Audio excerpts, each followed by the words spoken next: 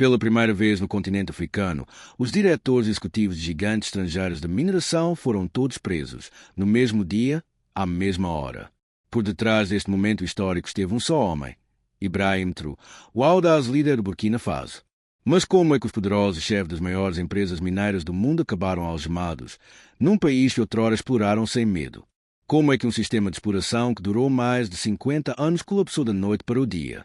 Subscreve já o nosso canal para descobrir histórias nunca contadas no coração de África. Tudo começou às 6 da manhã, no dia 15 de março, na capital Ouagadougou, no Burkina Faso. 7 CEOs de empresas mineiras, hospedados em hotéis de luxo, foram detidos em simultâneo, quando forças especiais bateram às suas portas. Entre os detidos estava Vitor Petro, diretor executivo da Goldmax Corporation, uma das maiores empresas de ouro do planeta. Também foram levados executivos de outras multinacionais com operações no país, incluindo Raymond Kessler, da Tita Minerals, e Luís Moreno, da Corestra Mining Group. Todos foram conduzidos sob forte escolta para instalações militares secretas nos arredores da cidade. O mundo assistia, atônito. Pela primeira vez, um pequeno país africano ousava desafiar publicamente o poder consolidado de conglomerados internacionais, habituados a operar impunemente sob a proteção de elites corruptas. Fontes próximas do novo governo de Ibrahim Traoré confirmaram que a operação foi planeada com meses de antecedência e executada com precisão cirúrgica. Segundo as autoridades, os executivos são acusados de envolvimento direto em contratos fraudulentos, evasão fiscal em larga escala, extração ilegal de recursos naturais avaliados a milhares de milhões de dólares. Mas isto foi apenas o início. No mesmo dia, tropas da Força Nacional tomaram controle de vários postos de mineração, anteriormente sob controle privado. Bandeiras estrangeiras foram substituídas pelo emblema nacional e os trabalhadores locais foram instruídos a permanecer nos locais, desta vez sob proteção do Estado e não sob ameaça de despedimento. Ibrahim Traoré, que subiu ao poder prometendo libertar o país do neocolonialismo econômico, apareceu poucas horas depois em rede nacional. De uniforme militar e punho erguido, declarou: "A riqueza do Burkina Faso pertence ao seu povo. A era da pilhagem terminou. Aqueles que pensavam que nunca responderiam pelos seus crimes estão, neste momento, a prestar contas à justiça." As reações internacionais foram imediatas. Governos ocidentais expressaram profunda preocupação com o que chamaram de prisões arbitrárias. Mas dentro do país, as ruas vibraram com o apoio popular. Multidões saíram à rua com cartazes dizendo: "Ouro para o burkinabês Ibrahim, filho da pátria." Especialistas em relações internacionais dividiram-se. Alguns elogiaram a coragem inédita de enfrentar diretamente os poderes corporativos. Outros temeram represálias econômicas, sanções e até tentativas de destabilização interna. Mas para muitos em África, o gesto foi simbólico. Um grito de soberania num continente há muito saqueado. Nos dias que seguiram à detenção dos 7 CEOs das maiores empresas mineiras a operar no Burkina Faso, o país mergulhou numa nova era de tensão e esperança. Enquanto os executivos aguardavam julgamento sob custódia militar, o mundo estava em alerta máximo. Era como se o mapa do poder global tivesse sido virado do avesso e o epicentro da mudança não fosse Nova York, Londres ou Pequim, mas Ouagadougou, capital de uma das nações mais pobres de África. Nos tribunais especiais criados pelo Alto Conselho Popular de Justiça, presidido por magistrados nacionais nomeados após a tomada de posse de Ibrahim Traoré, começaram as audiências públicas mais mediáticas da história do continente. As acusações eram sérias: roubo sistemático de recursos naturais, subornos a funcionários públicos, falsificação de relatórios de impacto ambiental, exportações ilegais de ouro bruto e lavagem de dinheiro internacional.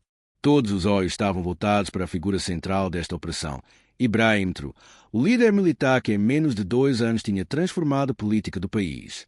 Nascido no interior profundo, filho de agricultores analfabetos, Traoré era visto como uma força imprevisível e determinada. Recusava vestir fatos ou discursar em inglês para agradar à imprensa estrangeira. Apresentava-se com uniforme militar e falava diretamente ao povo amoré, a língua local. A sua decisão de prender os CEOs foi chamada por muitos analistas internacionais de suicídio político. Mas no Burkina Faso era vista como um gesto de libertação nacional. As potências ocidentais reagiram com rapidez. Os embaixadores de França, Reino Unido, Canadá e Estados Unidos emitiram comunicados exigindo a libertação imediata dos seus cidadãos. O Departamento de Estado dos EUA classificou as detenções como arbitrárias e ameaçou sanções econômicas severas. Entretanto, os mercados internacionais começaram a reagir com nervosismo. As ações da Goldmark Corporation caíram 19% em 2 dias. A Tita Minerals perdeu metade do seu valor de mercado. Jornalistas financeiros chamaram-lhe a nova crise do ouro africano. Mas para muitos analistas políticos africanos, aquilo que o Ocidente chamava de crise era, na verdade, um ato de soberania. Na União Africana, a decisão de Trump provocou divisões. Países como Gana, Guiné e Mali expressaram solidariedade. Outros, mais alinhados com interesses ocidentais, como Marrocos e Costa do Marfim, optaram pelo silêncio. Em discursos inflamados, Trump alertou: se nos impuserem sanções por defendermos os nossos recursos, então provam que nunca foram parceiros. Foram apenas ladrões com luvas diplomáticas. Mas a guerra de Trump não era apenas contra o exterior. Dentro do país, as estruturas administrativas herdadas de décadas de corrupção estavam a ser desmanteladas. Antigos ministros foram investigados. Contratos foram rasgados.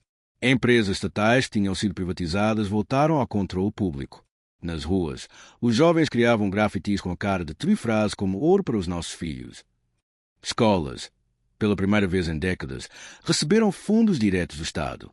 Clínicas rurais começaram a funcionar com regularidade. Os salários do professor foram pagos com ouro confiscado de carregamentos ilegais descobertos após a queda dos executivos. Mas nem todos estavam satisfeitos. Setores da elite urbana, habituados a lucrar com subornos e facilidades, viram entre uma ameaça direta. Rumores de golpes internos começaram a circular. Houve 2 tentativas falhadas de assassinato. Um conselheiro próximo de Trump, antigo oficial de inteligência, foi morto em circunstâncias suspeitas. Trump respondeu endurecendo ainda mais o controle. Criou a Brigada de Integridade Nacional, um corpo especial de civis armados, treinados para denunciar e neutralizar sabotadores. Em abril, após semanas de audiências intensas, os 7 executivos foram oficialmente acusados de crimes econômicos contra o Estado de Burkina Faso, participação ativa em esquemas de exploração ilegal, conspiração com redes transnacionais de tráfico de ouro, corrupção ativa e passiva de funcionários públicos. As provas apresentadas incluíam e-mails internos das empresas, documentos fiscais falsificados, registros bancários de contas offshore e até imagens de satélite mostrando zonas de mineração ilegais. O veredito foi anunciado em direto pela televisão nacional. Todos os 7 foram considerados culpados. A sentença, 25 anos de prisão efetiva em solo burkinabé, sem direito à extradição. Além disso, as empresas foram obrigadas a pagar uma indemnização total de 4 mil milhões de dólares ao Estado. O mundo ficou chocado. Vários países romperam relações diplomáticas. A Interpol foi pressionada para intervir, mas Trump manteve-se firme. Se fosse um burkinabé a roubar ouro em Paris, estaria agora em Guantánamo. Mas quando são eles a roubar-nos, esperam impunidade. Não aqui, não agora. O que começou como um abalo interno no Burkina Faso rapidamente tornou-se um sismo global. Wall Street, Londres e Toronto, principais centros financeiros ligados à mineração, ficaram em pânico. Os investidores começaram a questionar a estabilidade dos seus ativos em África. Artigos na imprensa internacional falavam de risco e da autorização da mineração africana. As sedes das empresas afetadas convocaram advogados de guerra corporativa. Acionistas exigiram indenizações. Fundos soberanos venderam participações. Até governos ocidentais abriram inquéritos para pressionar por algum tipo de resgate dos executivos detidos. Mas Trump manteve a porta fechada. Durante uma entrevista ao canal Al Jazeera, foi direto: se hoje libertarmos estes homens, amanhã voltaremos à escravidão. E eu prefiro morrer do que ajoelhar novamente ao ladrão. Essa frase correu o mundo. Em alguns países africanos, foi impressa em t-shirts. Em outros, foi censurado por governos aliados ao Ocidente. Mas o movimento já estava lançado. A pressão econômica começou a apertar. O dólar encareceu em Ouagadougou. O combustível começou a escassear. Empresas de transporte aéreo suspenderam voos. A internet teve quedas constantes. Alguns analistas apontavam que uma nova sanção silenciosa estava em curso. Relatórios confidenciais vazados à imprensa mostraram que companhias de segurança privada e consultores estratégicos estavam a ser mobilizados na África Ocidental.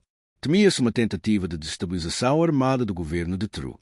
Mas Trump respondeu com estratégia.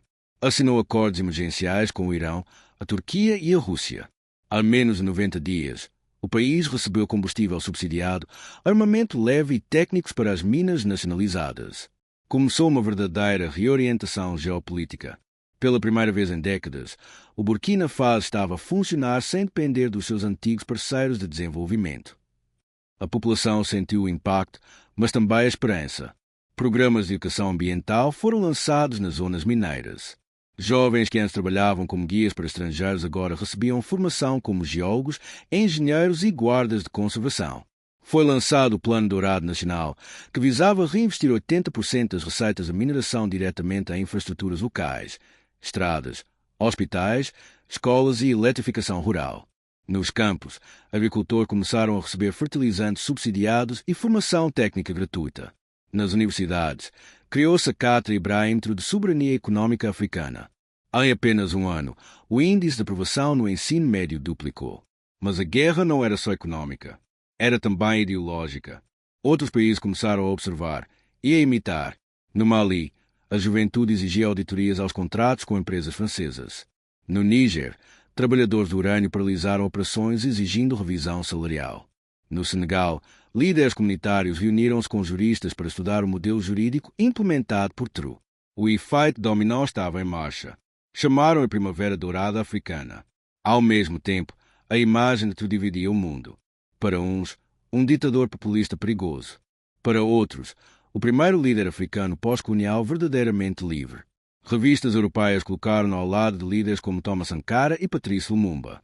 No entanto, TRU nunca quis ser comparado.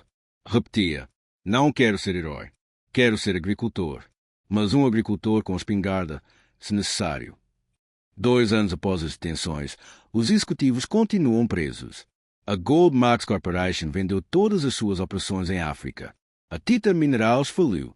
O Burkina Faso fundou a sua própria empresa nacional de mineração, Burkina ORSA.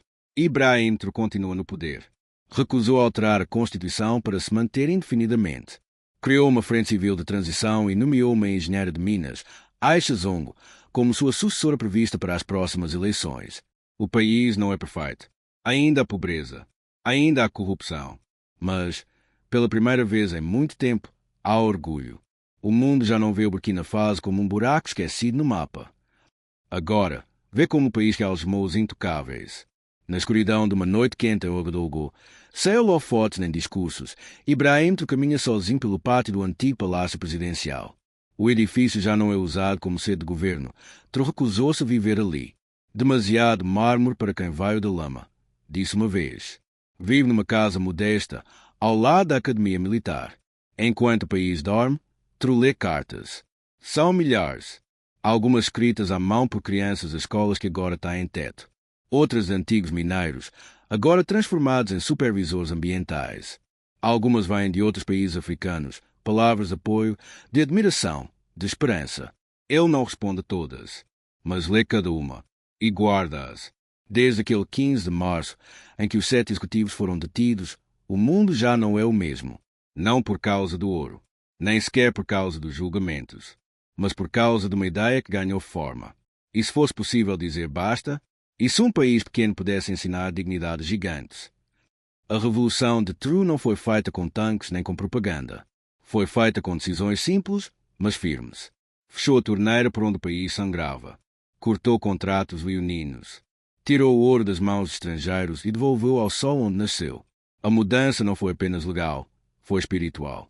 Pela primeira vez, o povo começou a olhar para a terra com orgulho, não com resignação. Deixou de aceitar como destino o que era, na verdade, um projeto imposto. O país deixou de ser um posto avançado de extração global e passou a ser um símbolo de resistência e reimaginação. Este não é o fim da história de Ibrahim Traoré. É apenas o início da história de um continente que se levanta. Um por um, outros países começam a rever os seus contratos. Povo por povo, ergue-se uma nova geração de líderes que aprenderam com ele, não a gritar, mas a agir, a proteger o que é seu, a saber dizer não. Talvez o mundo não esteja preparado para isso, mas a África está. E quando escreve a nova história dos povos livres, entre as páginas marcadas por sangue e ouro, lá estará o nome de um homem que ousou prender os poderosos e libertar os esquecidos. Ibrahim Traoré.